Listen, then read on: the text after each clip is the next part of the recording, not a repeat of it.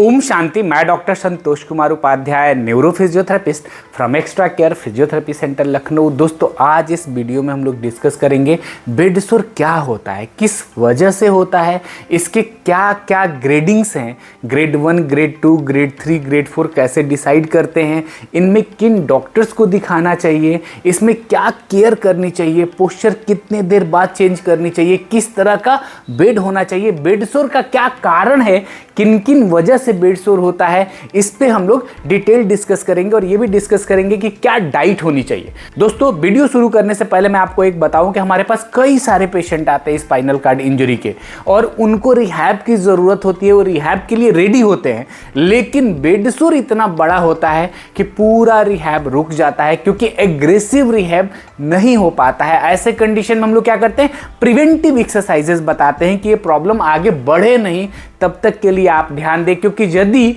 Grade 3 और grade 4 का bed सोर है दोस्तों, और ऐसे जगह पे है जहाँ कि हम स्ट्रेचिंग नहीं कर सकते हैं, पोस्चर नहीं बदल सकते हैं, ट्रांसफ़र करने में दिक्कत हो रही है, तो हमें रिहैब को रोकना पड़ता है और प्रिवेंटिव काम पे जाना पड़ता है। तो दोस्तों, सबसे पहले बात करें कि ये बेड सोर होता क्या है।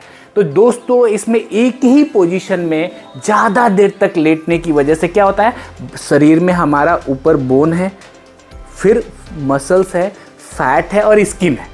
तो जब एक ही जगह लगातार प्रेशर आता है तो वहाँ का एरिया का ब्लड सप्लाई पुअर हो जाता है। वो टिश्यूज़ हमारे ऑक्सीजनेशन के कमी होने के कारण वो ब्रेक होने लगते हैं और वो स्किन निकल जाता है, और वो अचानक जो ना बहुत तेज़ी से, क्योंकि टिश्यूज़ का सप्लाई पुअर हो गया है और कहीं भी इंजरी हुई ना तो वो खट से एक बहुत बड़ा घाव बहुत तेज़ी से डेवलप हो जाता है। और हमारे स्पाइनल कार्ड इंजरी के पेशेंट में तो सेंसेशंस की कमी होती है, तो बहुत सारे लोगों को पता ही नहीं चलता है कि घाव हो रहा है।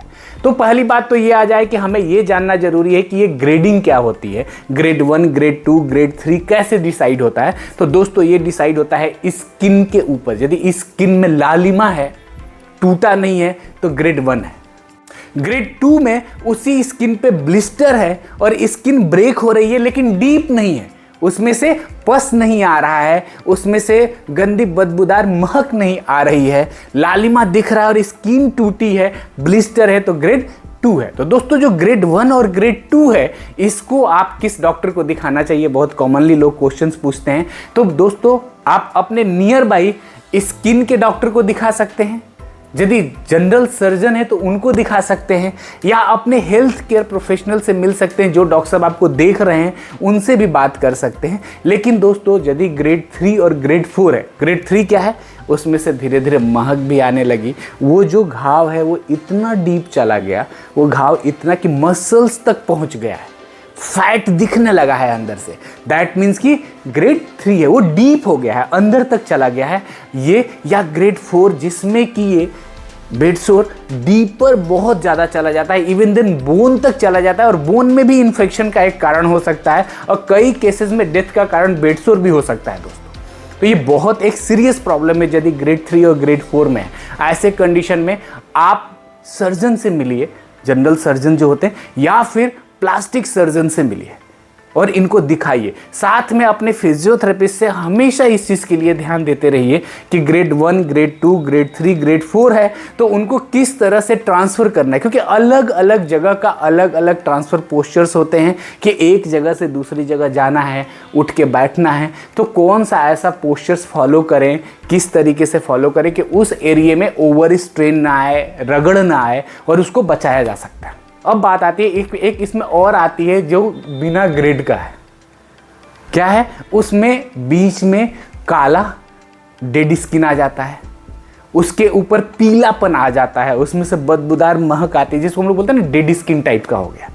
ऐसे कंडीशंस में भी आपको अपने जनरल सर्जन से मिलना है या प्लास्टिक सर्जन से मिलना है।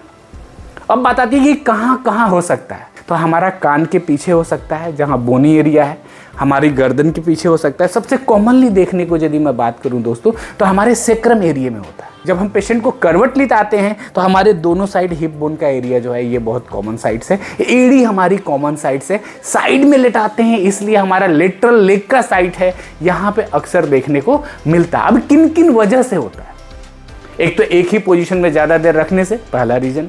दूसरा, रगड़ खाने से कि जब पोस्चर हम बदलते हैं तो पेशेंट को सेंसेशन नहीं है, कहीं रगड़ गया, कहीं बेड में रगड़ गया, कहीं झटका लग गया, कहीं व्हीलचेयर से शिफ्ट करते वक्त कहीं रगड़ खा गया।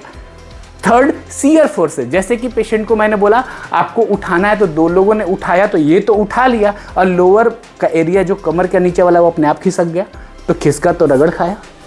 इसके अलावा यदि मैं बात करूं इमोबिलिटी की, एक ही जगह लेटे रहने से, मॉइस्चर इन द सेंस कि जो हम पसीना हो गया, पसीने से मॉइस्चर आ सकता है, खान पान के दौरान कुछ पानी गिर गया, ड्यूरिंग हाइजीन एक्टिविटी मतलब टॉयलेट करने में या आपके लेटिन करने के दौरान यदि उस एरिया में मॉइस्चर रह गया या गीलापन रह गया, ये कारण हो सकता है। दोस्तों अब मैं यदि डाइट की बात करूं तो डाइट का बहुत ही इंपॉर्टेंट रोल है।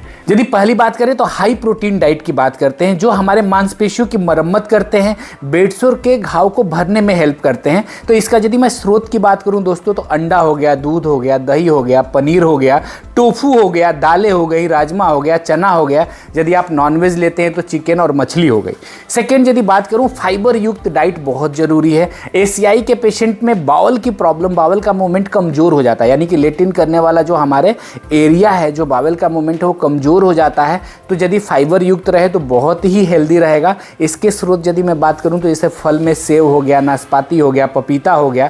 सब्जियों की यदि मैं बात करूं दोस्तों तो हरी पत्तेदार सब्जियां हो गई, गाजर हो गया, चुकंदर हो गया। अनाज की बात करूं तो गेहूं, ओट्स, ब्राउन राइस आदि ले सकते हैं हम लोग। यदि मैं पानी की बात करूं दोस्तों तो पानी भरपूर लेना है, लगभग 2.5 लीटर से 3 लीटर पानी लेना ही है यदि आपके डॉक्टर ने रिस्ट्रिक्ट नहीं किया है तो, क्योंकि यदि पानी कम लेंगे तो यूटीआई होने के चांसेस, कब्ज होने के चांसेस बढ़ जाता है, तो ये हमें उससे बचाता है। यदि मैं विटामिन और मिनरल की बात करूं दोस्तों तो विटामिन सी जो होता है, जिंक जो होता है वो हमारे घाव भरने में बहुत ही मददगार है। उसी तरह कैल्शियम और विटामिन डी हमारी हड्डियों को मजबूत रखने में हेल्प करता है। तो यदि मैं विटामिन सी की बात करूं दोस्तों तो नींबू हो गया, आंवला हो गया, संतरा हो गया, ये हमें बहुत ही ज़्यादा मात्रा में विटामिन सी देता है। क्या न लें ये भी ध्यान रखें, नमक और प्रोसेस फूड न लें, उससे सूजन और ब्लड प्रेशर बढ़ सकता है। मीठा और तले हुए पदार्थ न लें, उससे मोटापा और डायबिटीज़ का खतरा है। कैफीन और चाय बहुत ज़्यादा नहीं लेना है, इससे डिहाइड्रेशन और नींद में बाधा आ सकती है। अब बात करते हैं दोस्तों पोजीशंस की। पोजीशन बहुत ही इंपॉर्टेंट है। इवन देन आप अपने फिजियोथेरेपिस्ट से बार बार पूछें कि उठ के बैठने का पोस्चर क्या है। हर 2 घंटे पे पोस्चर बदलना जरूरी है। और यदि बेडसोर है दोस्तों तो और ही ज़्यादा केयर करने की ज़रूरत है। जैसे कि आप चेयर पे बैठे हुए हैं तो आधे घंटे में अपने पोस्चर को बदल सकते हैं। यदि आपके हाथ में पावर है तो दोनों हाथ कुर्सी पर रखें और थोड़ा सा इसको उठा के होल्ड कर लें, या अलग अलग पोस्चर्स को फॉलो करें और हर 2 घंटे पे कम से कम अपने पोस्चर्स को बदलें। और चूंकि बहुत सारे पोस्चर्स होते हैं, अलग अलग बेडसोर का अलग अलग तरह से बचाव करते हैं, तो आपके फिजियोथेरेपिस्ट जो एक्सरसाइज के लिए आते हैं वो आपको प्रॉपर गाइड करेंगे। अब बात आता है कि कैसे बेड्स वगैरह यूज करने हैं। दोस्तों चाहे वो एयर बेड हो गया, वाटर बेड हो गया, सॉफ्ट जेली के जो है ना अलग अलग डोनट्स आने लगे हैं, जैसे बैठना है तो आप यूज कर सकते हैं। तो बेसिकली इन सब का एक ही रोल है और ये है वेट को डिस्ट्रीब्यूट करना, यानी कि जो प्रेशर्स आ रहा है स्किन पे उसके प्रेशर को डिस्ट्रीब्यूट करना, जिससे कि एक पॉइंट पे प्रेशर न क्रिएट करे और वो घाव का रूप न ले। अपने फिजियोथेरेपिस्ट से आप नियर बाई पूछ सकते हैं कि इस तरह के बेडसोर में किस तरह का हम सिटिंग के लिए यूज करें, किस तरह का लेटने के लिए बेड यूज करें। और दोस्तों रेगुलर अपने स्किन की देखभाल करना बहुत ज़रूरी है। दोस्तों ये वीडियो बड़ी ना हो जाए इसलिए यहीं पे इसको रोकते हैं। यदि आपकी कोई क्वेरी हो तो आप कमेंट में डाल के पूछ सकते हैं। आई होप ये वीडियो आपके लिए यूज़फुल होगी। Thank you for watching this video.